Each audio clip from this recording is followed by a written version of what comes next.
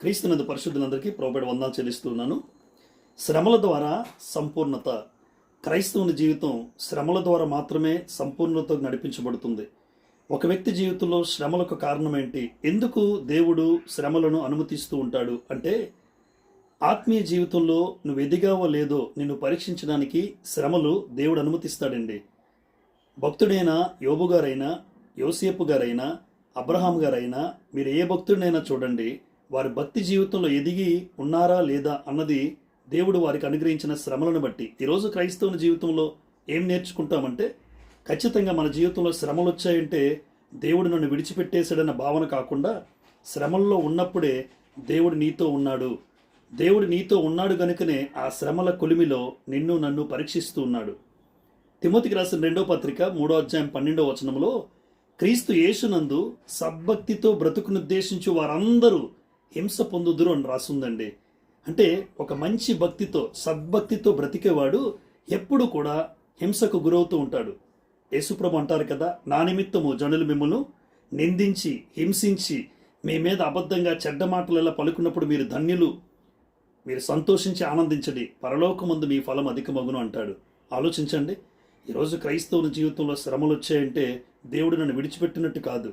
దేవుడిని నువ్వు ఇంకా కలిగి ఉన్నప్పుడు, దేవునిలో ఎదుగుతూ ఉన్నప్పుడు ఖచ్చితంగా నీకు శ్రమలు వస్తాయి. అది నీకు సూచన. యెషయా గ్రంథం 48వ అధ్యాయం 10వ వచనంలో, ఇబ్బంది కొలిమిలో నిన్ను పరీక్షించితిని అంటాడు దేవుడు. నిజమే, మానవ జీవితం మట్టిలోంచి వచ్చింది. చూడండి, బంగారము కూడా తీయబడింది మట్టిలోంచే. మట్టిలోంచి తీయబడిన బంగారానికి విలువ ఎప్పుడు వచ్చింది? ఆ బంగారాన్ని అగ్నితో కాల్చినప్పుడే కదా, ఆ అగ్ని కొలిమిలో వేసినప్పుడే కదా. కొన్ని డిగ్రీల సెంటీగ్రేడ్ తర్వాత బంగారాన్ని వేడి చేస్తే ఆ బంగారానికి, ఒక నాణ్యమైన బంగారానికి విలువ వచ్చింది. ఎంత వాస్తవమో క్రైస్తవుని జీవితంలో ఒక నాణ్యమైన క్రైస్తవుడిగా, శ్రేష్టమైన క్రైస్తవుడిగా, ఒక యోగ్యమైన క్రైస్తవుడిగా నువ్వు మారాలి అంటే బంగారానికి కొలిమి ఎంత అవసరమో క్రైస్తవుని జీవితానికి కూడా శ్రమలు అంతే అవసరం. శ్రమలు వచ్చేంత మాత్రాన దిగులు చెందకుండా మన జీవితంలో దేవుని వైపు నిరీక్షించి, దేవుని వైపు చూస్తూ మన జీవితాలు ముందుకు కొనసాగించాలండి. అంతేగాని శ్రమలు వచ్చాయని కృంగిపోకుండా ఆ శ్రమల్లో దేవుని స్తుతించు, దేవుని గణపరచు, దేవుని నామానికి మహిమ వచ్చేటట్లుగా మనం బ్రతకగలగాలి. అలాగా అనేక మంది భక్తులు, ప్రవక్తలు గ్రంథంలో జీవించారు. యోబు గ్రంథం 23వ అధ్యాయం 10వ వచనంలో, ఆయన నన్ను శోధించిన మీదట నేను సువర్ణం వలె మారేదని అంటాడండి యోబు.